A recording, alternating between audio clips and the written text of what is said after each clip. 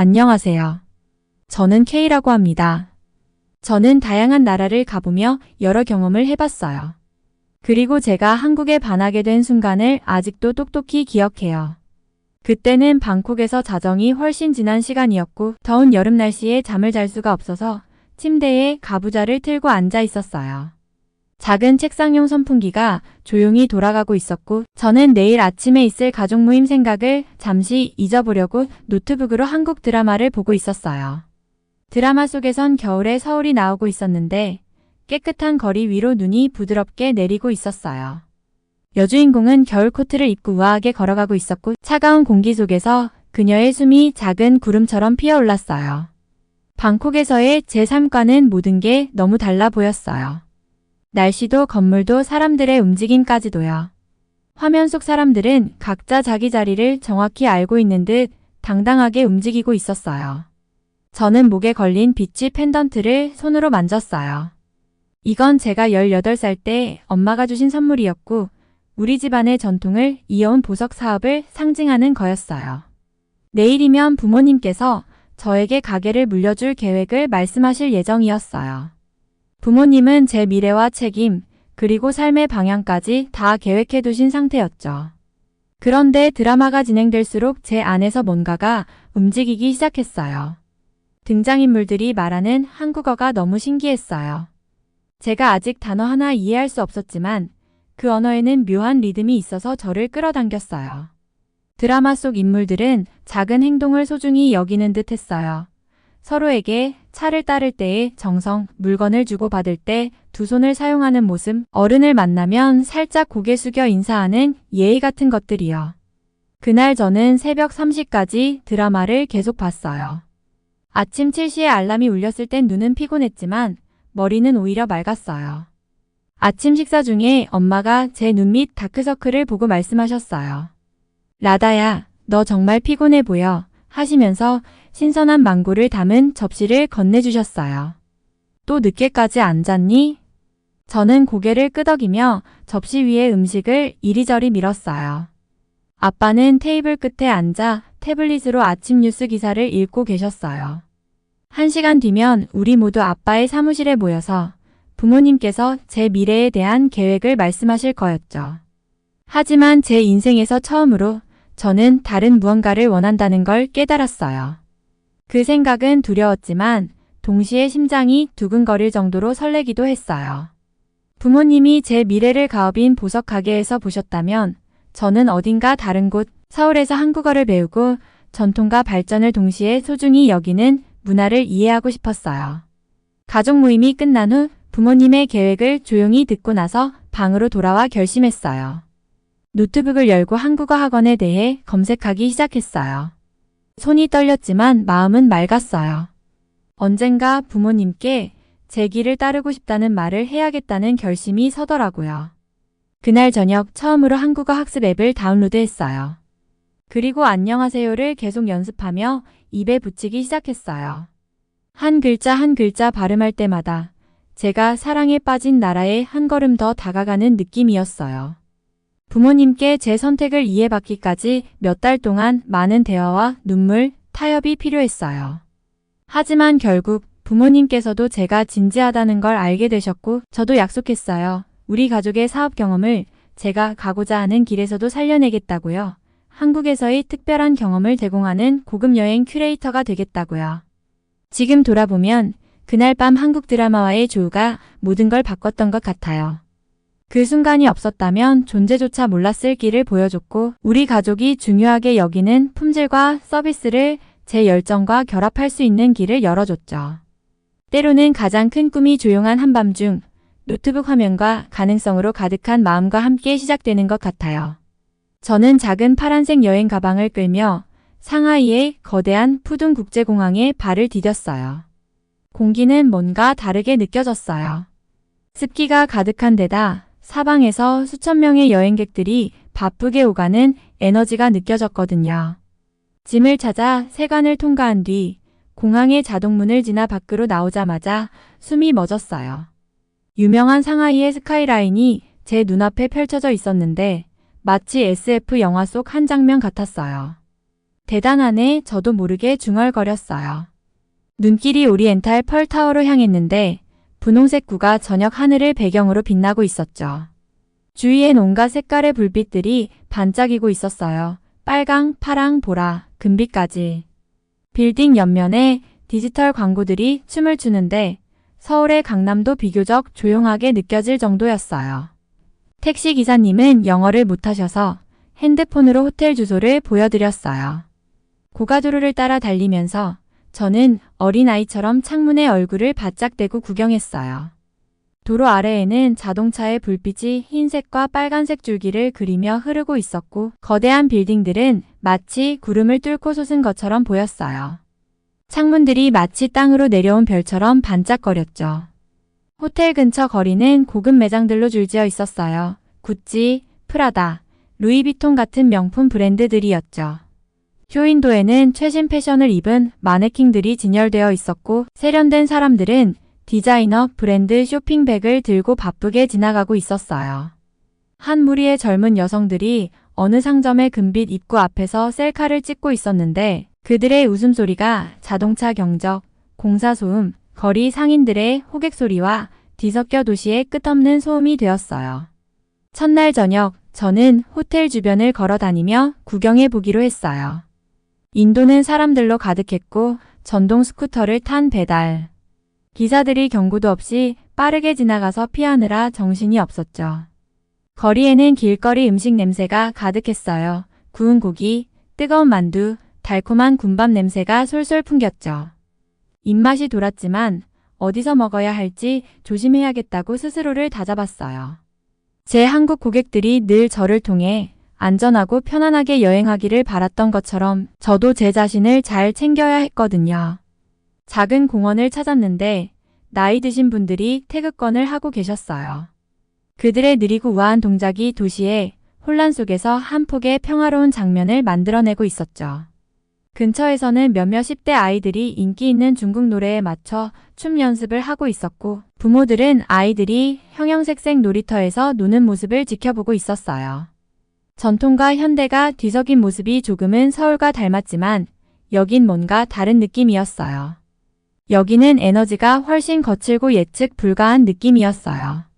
서울은 모든 게 질서 있고 목적 있는 느낌이 있는데 여기는 그야말로 생명력과 움직임으로 가득 차 있지만 때론 그게 좀 벅차게 느껴질 때도 있었어요. 사람들은 서로를 지나치면서도 사과하지 않았고 사람들의 목소리, 음악, 그리고 차량 소음이 어우러져 머릿속을 빙빙 돌게 하는 소음의 파도를 만들어냈어요. 완전히 어둠이 내려앉아 도시의 불빛은 더욱 강렬해졌어요. 고층 빌딩 한 면이 거대한 디지털 폭포로 변하면서 그 파란빛이 주변 빌딩에 반사되더라고요. 거리의 상인들은 손수레 위에 걸어놓은 전구를 하나둘 켜기 시작했고 네온사인들도 문과 창문에 생생하게 빛을 발하기 시작했어요. 마치 마법 같았지만 눈에는 조금 피로하게 느껴지기도 했어요. 깔끔하고 현대적인 느낌의 카페를 찾아 들어가서 라떼를 주문하고 창가에 앉았어요. 바로 옆 테이블에선 두 명의 비즈니스맨이 중국어로 시끄럽게 대화하고 있었고 제 맞은편에 앉은 젊은 커플은 아무 말 없이 둘 다 핸드폰만 바라보고 있었어요. 저는 노트북을 꺼내 들고 지금까지 본 것들에 대해 메모를 하기 시작했어요. 한국에 올 수 없는 제 고객들에게 상하이를 어떻게 활용할 수 있을지 고민이 됐거든요. 상하이는 확실히 스타일과 에너지가 넘치는 곳이지만 과연 제가 원하는 깊이와 진중함도 함께 있을지 확신이 서지 않았어요. 커피를 한 모금 마시며 서울에서 제가 좋아하는 장소들을 떠올렸어요. 조용한 찻집들, 정성스레 관리된 궁궐 정원들, 가장 간단한 음식조차 정성과 자부심을 담아 내어주는 식당들. 상하이는 정말 인상적이었지만 과연 제 고객들이 한국에서 느꼈던 그 문화적 깊이와 품격을 여기서도 느낄 수 있을까요? 아직은 더 많은 탐방이 필요해 보였어요. 상하이에서의 두 번째 밤, 저는 도저히 잠이 오지 않았어요. 이 도시의 흥분이 제 몸속을 전류처럼 흘러다니고 있었거든요. 그래서 유명한 아만 호텔에 가보기로 했어요. 상하이에서 가장 아름다운 호텔 중 하나로 소문난 곳이라 직접 보고 싶었어요. 호텔 정문을 들어서자마자 숨이 턱 막히는 느낌이 들었어요. 로비는 제가 상상한 그 이상이었어요. 부드러운 조명이 크림색 대리석 바닥에 반사되면서 끝없이 펼쳐져 보였고 높은 천장에는 수정 샹들리에가 마치 얼어붙은 빗방울처럼 매달려 있었어요. 공기에는 은은한 자스민 향이 퍼져 있었고 부드러운 피아노 음악이 공간을 채우면서 모든 게 평화롭고 우아하게 느껴졌어요. 저는 화려한 예술작품 옆에 있는 푹신한 벨벳 소파에 자리를 잡고 앉았어요. 여기서 사람들의 움직임을 보며 여행 비즈니스에 필요한 메모를 할 수 있었죠. 잘 차려입은 손님들이 대리석 바닥을 딸깍딸깍 소리 내며 지나갔고 프런트 데스크 직원들은 깔끔한 유니폼을 입고 다가오는 사람들에게 따뜻하게 미소를 지어줬어요. 그때였어요. 한 여인과 그녀의 어린 아들을 발견했어요. 아들은 3살쯤 되어 보였고 엄마는 비싼 레드 드레스를 입고 있었으며 아마도 대부분 사람들의 월급보다 비쌀 법한 디자이너 핸드백을 들고 있었어요. 그녀의 높은 굽힐이 로비를 가로지르며 날카로운 소리를 내었고 손에는 아들의 작은 손을 잡고 있었죠. 그리고 이어진 상황에 제 입이 떡 벌어졌어요. 그 여인은 아이를 화장실로 데려가는 대신 로비 한가운데에서 멈추더니 아이에게 부드럽게 말을 걸며 바지를 내려주었어요. 그 아름다운 대리석 바닥 위에서 공원이나 골목 어딘가에 있는 것처럼 아이가 용변을 보게 한 거예요. 저는 잘못 본 게 아닐까 싶어 눈을 여러 번 깜빡였어요. 하지만 아니었어요. 그건 정말 현실이었어요. 놀라서 손으로 입을 가렸죠. 주변을 둘러보며 다른 손님들도 저처럼 충격받았기를 기대했어요. 분명 누군가는 뭐라도 말할 줄 알았거든요. 하지만 아무 일도 일어나지 않았어요. 몇몇 사람이 힐끗 보고는 금세 시선을 돌려버렸고 나머지 손님들은 마치 아무 일도 없다는 듯 대화를 나누거나 휴대폰을 보고 있었어요. 한 직원이 빠르게 청소도구를 가지고 나타났지만 얼굴엔 아무런 표정도 없었어요. 마치 음료수를 쏟은 자국이라도 닦아내는 듯 가볍게 치워버렸어요. 제 속이 갑자기 뒤틀리는 듯 했어요. 한국이었다면 얼마나 상황이 다를지 생각하게 됐거든요. 서울에서는 이런 일이 대형 스캔들이 될 거예요. 사람들이 충격받을 테고 호텔 직원들은 즉시 나서서 문제를 해결했겠죠. 분명히 큰 후폭풍이 따를 거예요. 서울의 고급 호텔 로비가 떠올랐어요. 파크 하얏트, 시그니엘, 반얀 트리 같은 곳들요. 한국 부모님들은 아이들에게 어릴 때부터 공공장소에서 다른 사람을 배려하고 공간을 존중하는 법을 가르쳐요. 어느 장소에서 어떤 행동이 적절한지 일찍부터 배우죠. 이 차이가 저에게 크게 와닿았어요. 저는 상하이의 가장 비싼 호텔 중 하나에 앉아 있으면서도 한국의 어느 허름한 식당에서도 이런 광경은 보지 못했을 거예요.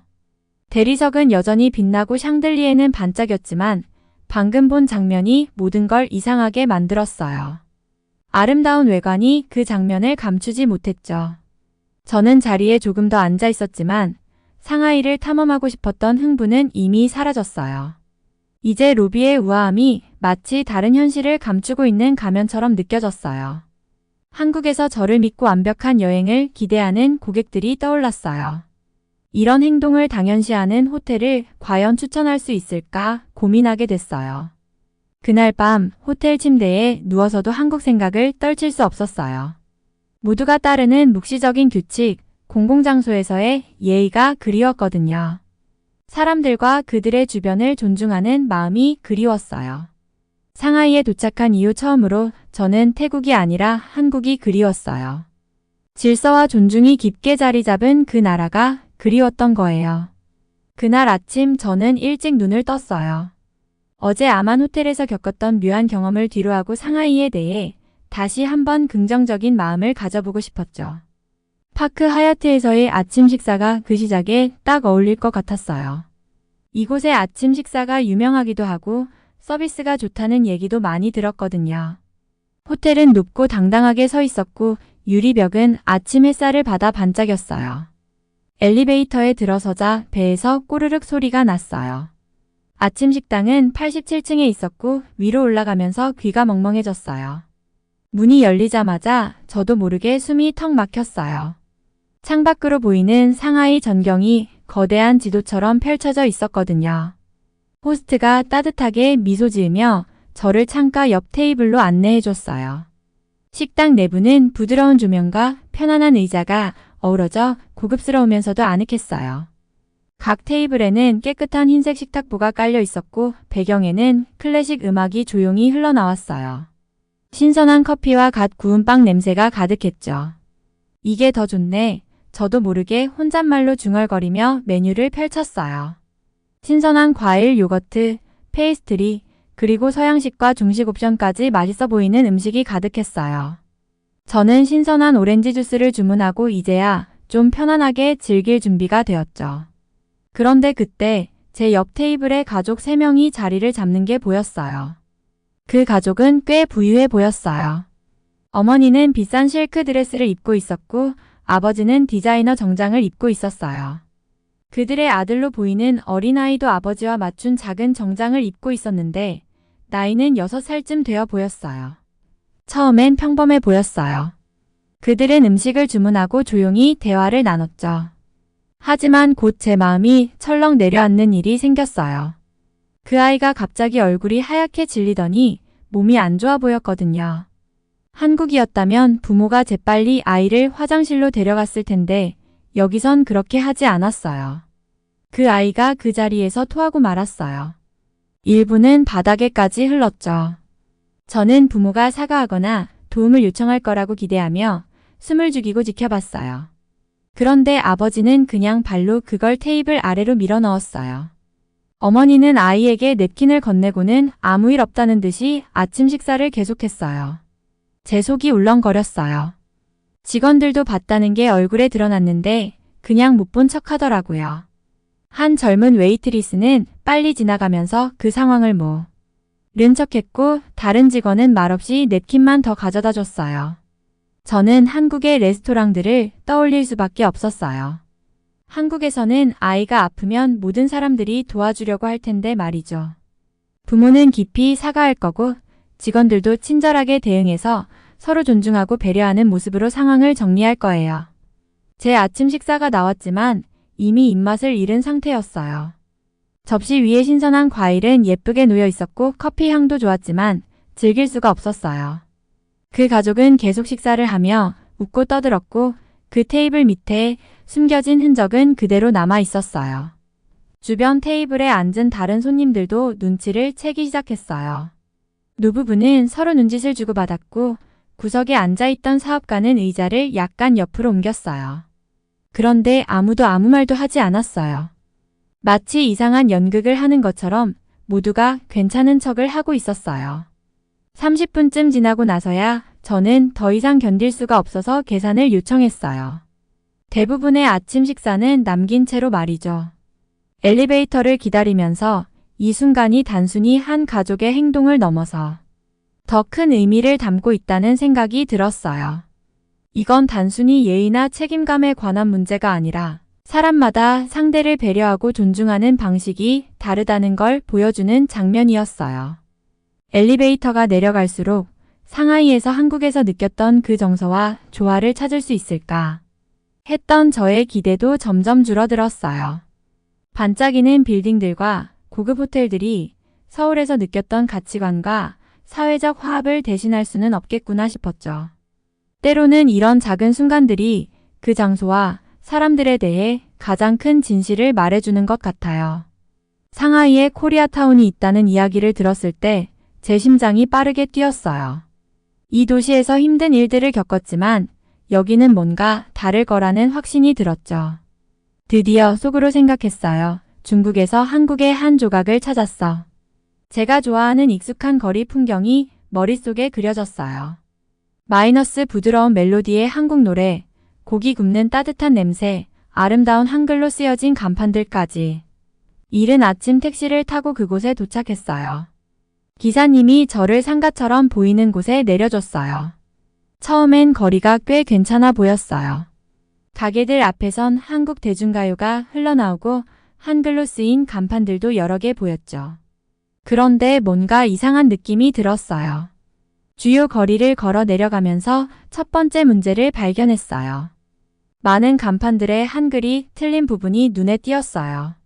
한국어를 오래 공부해온 저에게는 이 오류들이 눈에 확확 들어왔어요. 마치 누군가가 의미도 모른 채 글자를 그냥 복사해 놓은 듯한 느낌이었죠. 한국 음식점처럼 보이는 곳 앞에 멈춰섰어요.